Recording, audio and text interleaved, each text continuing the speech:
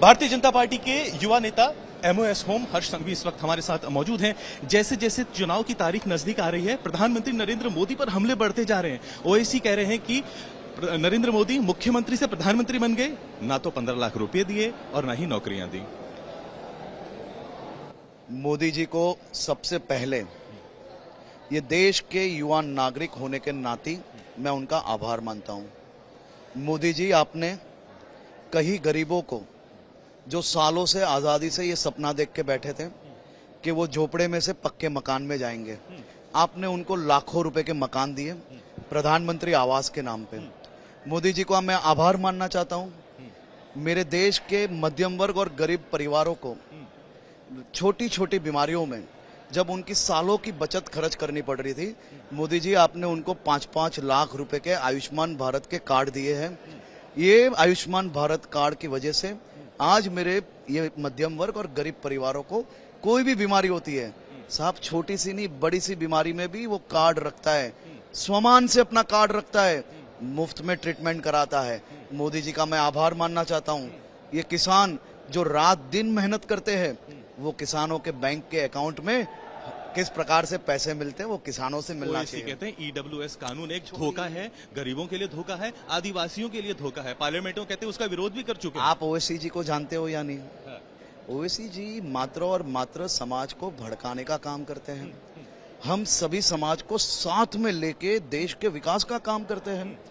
EWS सभी समाजों को किस प्रकार से भड़काया जाए, उनको गलत तरीके से चढ़ाया जाए, ये चुनावी माहौल है और ये लोग चुनावी टूरिज्म पे गुजरात पे है। इस प्रकार का प्रयास 2012 में भी किया, 17 में भी किया। सितंबर महीने से ये लोग गुजरात में इसी प्रकार से अलग अलग जगह पे प्रवास करते हैं। यही घिसा पिटा मुद्दा हर साल लाते हैं। लेकिन ये गुजरात की जनता है, बहुत समझदार जनता है।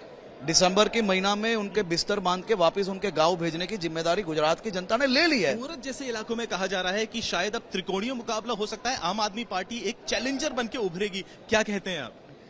भारतीय जनता पार्टी और कांग्रेस के बीच का ये चुनाव आप कहीं नहीं ये पहली बार नहीं है। ये सालों साल से हर चुनाव में गुजरात को किस प्रकार से तोड़ा जाए, ये पहला चुनाव नहीं है।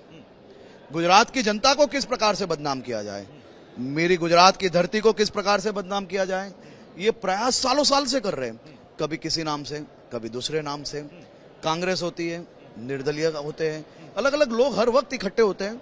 गुजरात को तोड़ने की कोशिश हर एक चुनाव में हुई, 12 में भी हुई, 17 में भी हुई। गुजरात की जनता एक होके बाहर आती है, कड़ा जवाब देगी।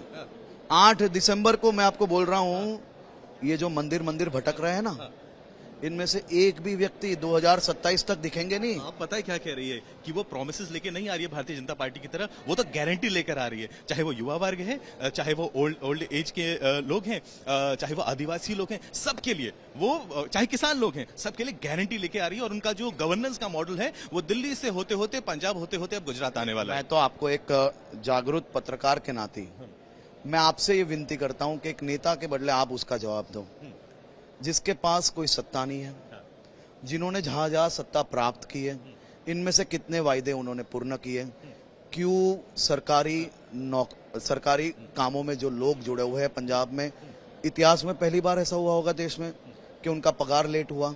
कई यूनिवर्सिटीज ऐसी है जहां पे टीचर्स की सैलरी नहीं हो पा रही है, वो उनका जवाब देंगे? अच्छा, वो नहीं दे पाएंगे जवाब। क्योंकि वो मात्र वायदे करते हैं। वादे करने के बाद, चुनाव बदलने के बाद पीछे के 2 फोटोज चेंज हो जाते हैं। जो राज्य में जाएंगे उनके भगवान बदल जाएंगे। ये चुनावी मौसम में मैंने बोला ये लोग चुनावी टूरिज्म करने आए, टूरिज्म खत्म होते ही बैग बांध के वापस चले जाएंगे। आखिरी सवाल, भारतीय जनता पार्टी के घर की बात करते हैं। अमित शाह ने हाई लेवल मीटिंग ली थी कल। आप क्राइसिस मैनेजर हैं, ये तो समझ में आ रहा है। अमित शाह पे काफी विश्वास रखते हैं, ये भी समझ में आ रहा है। सेंट्रल गुजरात में आपको भेजा जा रहा है वहां पर मैनेज करने के लिए, लेकिन ये भी बात सामने आ रही है ना कि कई नेता भारतीय जनता पार्टी के जो नाराज हैं, टिकट नहीं मिला है उन्हें। सब all is all well with in the party. ये हमारा ज्वाइंट फैमिली है, ये सह परिवार बहुत बड़ा है। दुनिया का सबसे बड़ा संयुक्त कुटुंब अगर कोई हो तो वो भारतीय जनता पार्टी है। BJP is a party with a difference. और आप देखिए कि देश के गृह मंत्री रात को 12 बजे अपनी कॉन्स्टिट्यूंसी की अलग अलग विधानसभा की कार्यालय में खुद जाते हैं, कार्यकर्ताओं के साथ नीचे बैठते हैं, बैठ के कार्यकर्ताओं के साथ बातें करते हैं।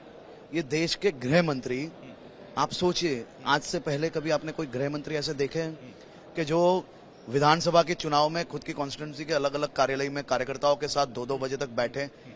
भारतीय जनता पार्टी के शीर्ष नेतृत्व भारतीय जनता पार्टी कार्यकर्ताओं के लिए प्रेरणा रूप है। तो जो हो रहा है इस इस प्रकार वक्त वो परफॉर्मेंस पे एंड में जो रिजल्ट आएंगे उस पे तो असर नहीं डालेगा। नहीं, मैं आपसे विनती करता हूं कि आप 8 दिसंबर को गुजरात मत छोड़ना। अच्छा, आप 8 दिसंबर को गुजरात के नागरिकों की बहुत बड़ी जीत होने वाली है।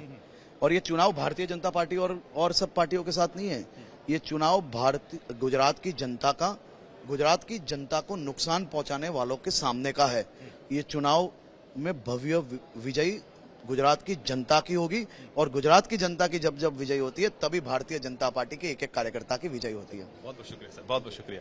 कैमरा पर्सन राकेश सालस्कर के साथ पंकज उपाध्याय, सूरत, आज तक।